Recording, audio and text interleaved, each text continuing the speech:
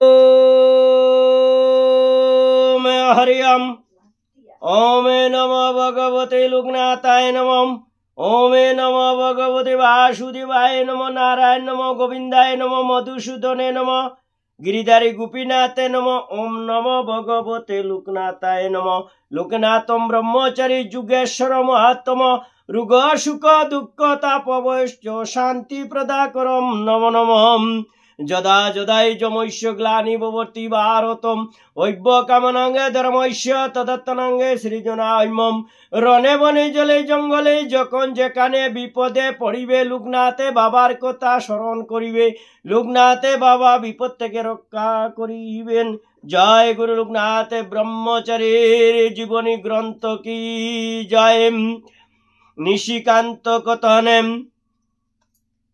সেই রুগী এই ঘটনার কথা নিশিকান্ত বাবুকে জানান। আর নিশিকান্ত বাবু তার ঘরে বসে যখন এই ঘটনার কথা তার ডায়েরিতে লিখেছিলেন, তার ঘরটি একটি মিষ্টি দ্রব্য গন্ধে ভরে উঠে। নিশিকান্ত বসু তার প্রতি বাবার কৃপায় প্রতিটি কথা তার ডায়েরিতে লিখে রেখে গেছেন। বাবার সঙ্গে তার বার্তালাপের অংশও তিনি ডায়েরিতে লিপিবদ্ধ করে রাখতেন। পরবর্তীকালে তার ডায়েরি থেকে নাগে পরিবারের লোকেরা এবং বারাদির আশ্রমের অন্যরা সেই সব কথা জানতে পারেন। বাবা লোকনাথের মহাপ্রয়াগের পর এইসব অমর কথা বারাদি আশ্রম, নাগ পরিবার ও অন্য ভক্তদের মাধ্যমে আপামর মানুষের কাছে ছড়িয়ে পড়ে।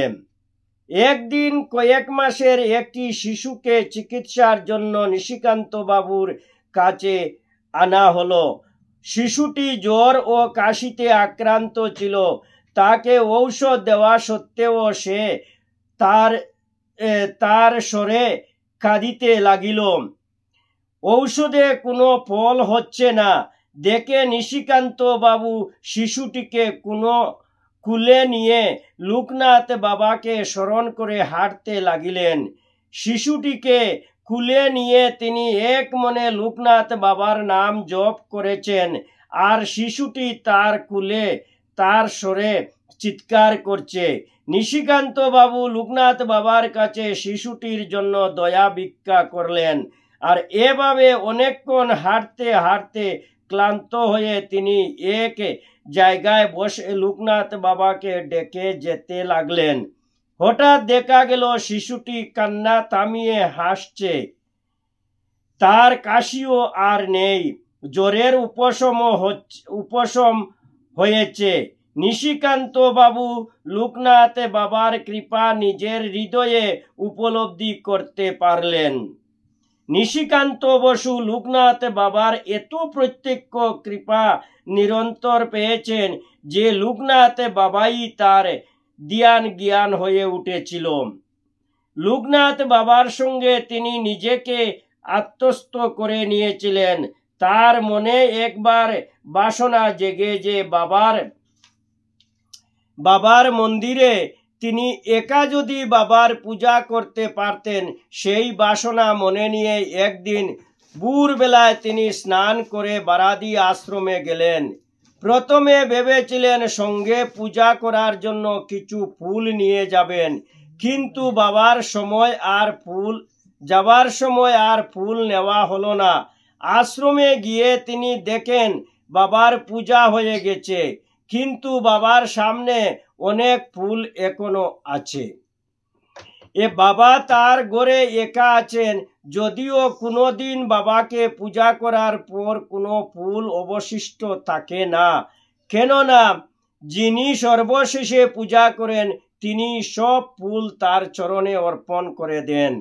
কিন্তু আজ অবশিষ্ট ফুল পড়ে থাকতে দেখে নিশিকান্ত বাবু একটু অবাকই হলেন।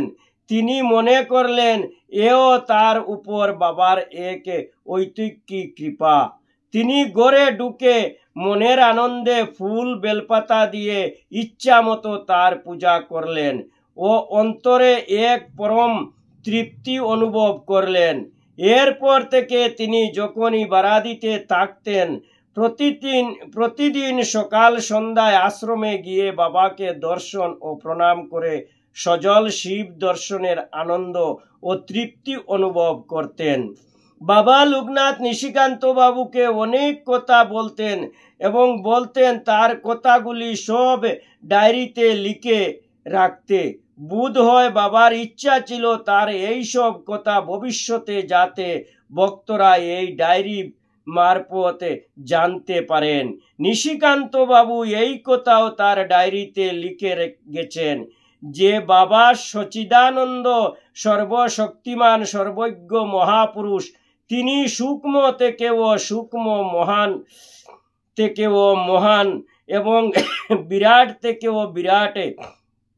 তিনি পরম মঙ্গলময়, তিনি সর্বদা ভক্তকে সকল বিপদ থেকে রক্ষা করেন। তিনি বাবা লোকনাথের প্রচুর কৃপার নিদর্শন পেয়েছেন। অনেকগুলি ডায়েরিতে তিনি লিখেছেন। বাবা আবার এমন অসংখ্য কৃপা কথা লেখা হয়ে উঠেনি। সেই সব কথা আর কোনো ভক্ত কোনোদিন জানতে পারেন না। নিশিকান্ত বসু তার সুদীর্ঘ জীবনে বাবার কৃপাকে ভবিষ্যতে কৃপারূপেই গণ্য করেছেন। আর শেষ জীবনে দিনের বেশিরভাগ সময় তিনি ব্যয় করতেন নিরন্তর জপ, ধ্যান ও বাবার স্মরণে মগ্ন থাকার জন্য। তিনি বৈষয়িক কর্ম ও চিন্তা ত্যাগ করে পরমেশ্বরের চিত্ত সমাহিত করে থাকতেন, যাতে মৃত্যুকালে তার ব্রহ্মস্থিতি লাভ হয়। বাবার চিন্তায় মগ্ন থাকতে থাকতে তার ভ্রুযুগলের মধ্যে উজ্জ্বল ওমকার দৃষ্টি হতো। তিনি বারাদির ব্রহ্মচারী বাবাকে পরমেশ্বর জ্ঞানে পূজা করতেন। তিনি বুঝতে পেরেছিলেন যে বাবা লোকনাথ ব্রহ্মচারী হচ্ছেন ওমকারেশ্বরের অংশভূত, সেই পরম পুরুষ যিনি বিশ্বের নিয়ন্তা, সৃজনকারী, পালনকারী ও সংহারকারী। অন্যান্য যুগ সাধনায় তিনি এই পার্থিব দেহকে ব্রহ্মচর্য পালনের দ্বারা দিব্য দেহে রূপান্তরিত করেছেন। তিনি হয়েছেন এমন একজন নৈষ্ঠিক ব্রহ্মচারী যার দেহে সর্বদেবদেবীর নিবাস প্রত্যক্ষ করা যায়। নিশিকান্ত বসু নিজেকে ধন্য মনে করেছেন যে তিনি এই পরম পুরুষের সান্নিধ্যে আসতে এবং তার অসীম কৃপা লাভ করতে সমর্থ হয়েছেন। প্রসঙ্গত উল্লেখযোগ্য যে নিশিকান্ত বসু পশ্চিমবঙ্গের প্রাক্তন মুখ্যমন্ত্রী প্রয়াত শ্রী জ্যোতি বসুর পিতা। ওম নমো ভগবতী লোকনাথায় নমঃ। হে দয়াময় বাবা লোকনাথ ব্রহ্মচারী, এই নিশিকান্ত বসু সম্বন্ধে যে বৈদ্যা পাঠ করিলাম, যদি আমার কোনো ভুল ত্রুটি থাকে অদমে জানিয়া ক্ষমা করিও। নিজ গুণে সর্ব পাপ থেকে মুক্ত করি সদা সৎপথে সজ্ঞান দিয়া ধর্ম পথে সদা মতি গতি তুমি দিয়া দিও বাবা লোকনাথ ব্রহ্মচারী। হে ভক্তবৃন্দ, বাবা লোকনাথের এই বৈদ্যা পাঠে যদি আপনাদের শুনে ভালো লাগে, অতি সত্বরে এই চ্যানেলে জয় বাবা লোকনাথ লিখে একবার লাইক করে দিবেন, যাতে প্রত্যেক মানুষের কাছে বাবা লোকনাথের কথা পৌঁছতে পারে। জয় গুরু লোকনাথ ব্রহ্মচারী কি জয়। জয় জয় লোকনাথ ব্রহ্মচারী কি জয়। জয় জয় লোকনাথ ব্রহ্মচারী কি জয়। হরে কৃষ্ণ কৃষ্ণ কৃষ্ণ হরে হরে, হরে রাম রাম রাম হরে হরে। বল হরি বল হরি বল হরি বল।